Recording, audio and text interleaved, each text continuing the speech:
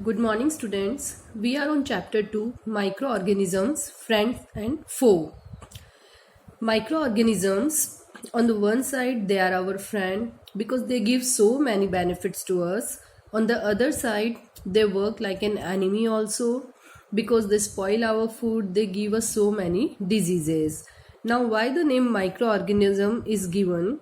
Because of their small size. Generally, we cannot see microorganisms directly through our naked eyes. We need magnifying glass for some organism, and some can be seen only with the help of microscope. You have seen some greenish or grayish patches on the piece of bread or chapati. This is a type of microorganisms called fungus. The spoiling of different food item is also because of different types of microorganisms. Microorganisms can be classified into four categories: bacteria, fungi, protozoa and algae. These all four categories, they affect us in different ways. Some are beneficial and some are harmful for us. One more category named virus is microscopic, but these are not actually organisms or microorganisms, or you can say they are actually not living things and not non-living. When these viruses are present in the atmosphere, they behave like non-living things, but when they enter into any living being, they start to divide. So this is a type of living things. This is because of the presence of genetic material in it. They contain DNA or RNA but lack with cell membrane and cytoplasm. Viruses, they are actually harmful for us. They give us different types of diseases: cold, influenza, so many coughs, then polio, chickenpox, etc. These all are caused by viruses. Some of the diseases, dysentery, malaria, these are caused by protozoans, and typhoid, tuberculosis, these are bacterial diseases. Different types of microorganisms are shown in this picture. These are bacteria. These two are the examples of algae. This one is protozoan. These are different types of fungus. So out of all these microorganisms, some are unicellular, means made up of a single cell, and some are multicellular, means more than one cells are present in it.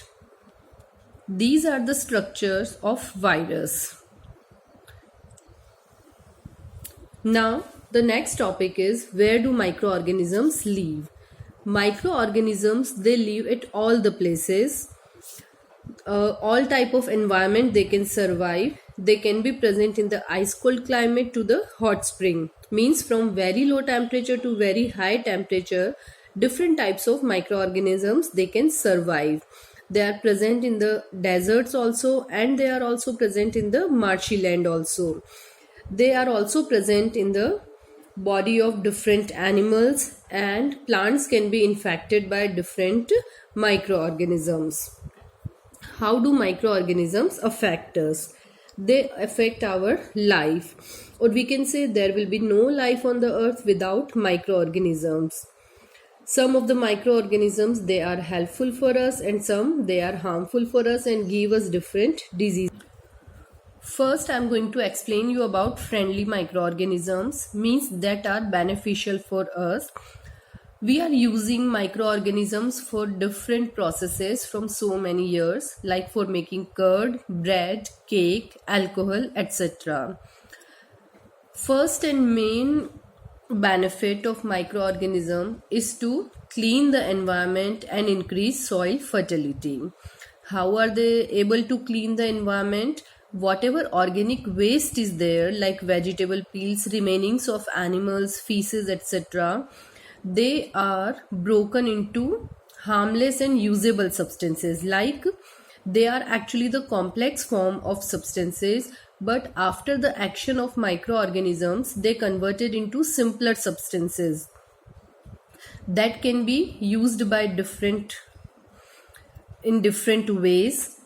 So overall, when they convert into the simpler form, this is known as a humus, and this will increase the soil fertility, and with that complex materials are converting into the simpler one. So in this way, materials are returning to the environment to reuse it. In this way they are cleaning the environment also. Second benefit of it is to make curd and bread. In making curd, or you can say curd itself, it's a type of bacteria named lactobacillus, like written here, lactobacillus. When we add little amount of curd to the lukewarm milk, these bacteria, they start to reproduce in that and make so many number of bacteria, and in this way whole milk converts into the curd. Bacteria, these are also involved in different processes like making cheese, pickle, and so many other items. Like when your mother makes the batter of idli and dosa, that rises in volume. This is also because of the bacterial action.